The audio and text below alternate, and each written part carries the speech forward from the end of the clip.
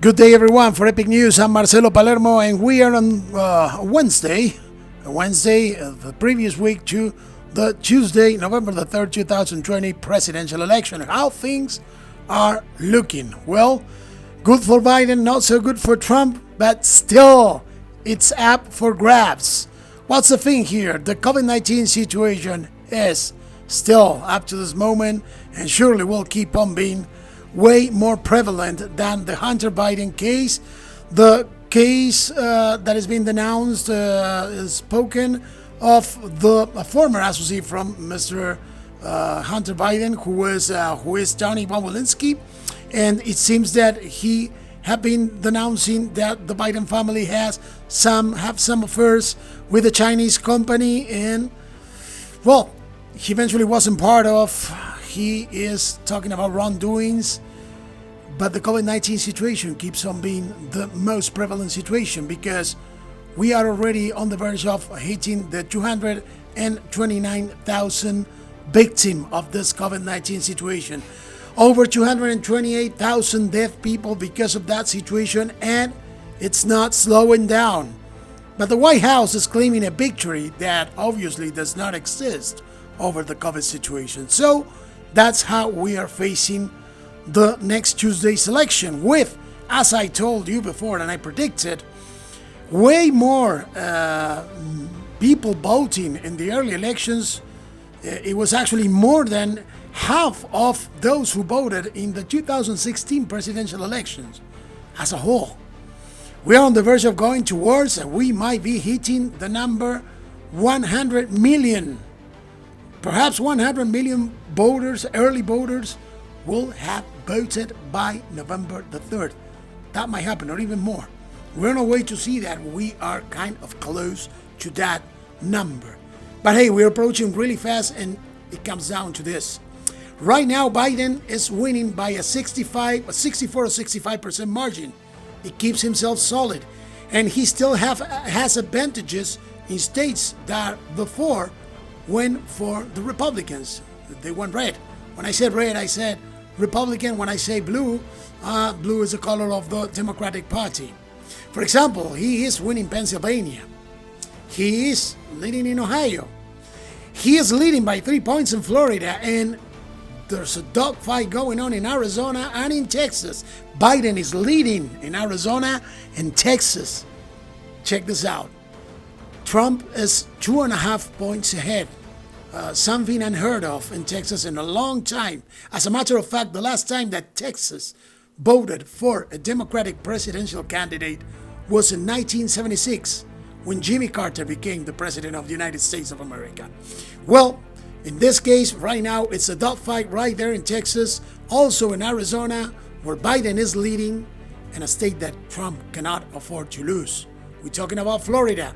It seems that it goes all over again with Florida. And in Florida, former President Barack Obama was campaigning strong words against Trump and strong support for his former Vice President Joe Biden. And it seems that he is going to be appearing with Joe Biden, in some events during the next or the following days. Trump and Biden and Trump both are campaigning at high speed and at full throttle all over the country, mostly in the states that they think they have to win, where they have to make or have a stronger presence. Now I tell you this. There's sheer truth about the fact that some states are up for grabs, such as the case of Texas or Arizona. But when you think about, for example, Michigan, I think that Michigan is going to go blue. That is Democratic. They're going to vote for Biden. Pennsylvania is leaning strongly towards Biden. But if Trump loses Florida or Texas, I think he can kiss his second term goodbye. As a matter of fact, if he loses Florida, it's over. He is losing Florida right now by 1.5 or 2 points, according to the polls you read. So the president must have a strong presence in the sunny state, the pre-Caribbean state, southern state or southern eastern state of the United States of America, Florida, because if he doesn't, and if things keep going the way they're going, he risks losing it. If he loses Florida, he loses his chance for a second term. It might happen the same with Texas, but I don't think it is likely that Texas will finally go blue. It might happen, but mostly I believe that Texas could keep that 3 or at least 2 point or even 1.5 points of advantage for the Republicans. Voters eventually in Texas lean Republican, lean red towards the red vote. Might something different happen? Yeah, it could. But if I will be the president, I will focus on Florida. Biden leads there. And that lead can be amplified or tightened according to the next following day's events. COVID-19 is not going anywhere, and the presidential strategy is certainly not earning him any points. So we have some tough days ahead. As of now, the solid thing to say is that Biden is winning in all the polls.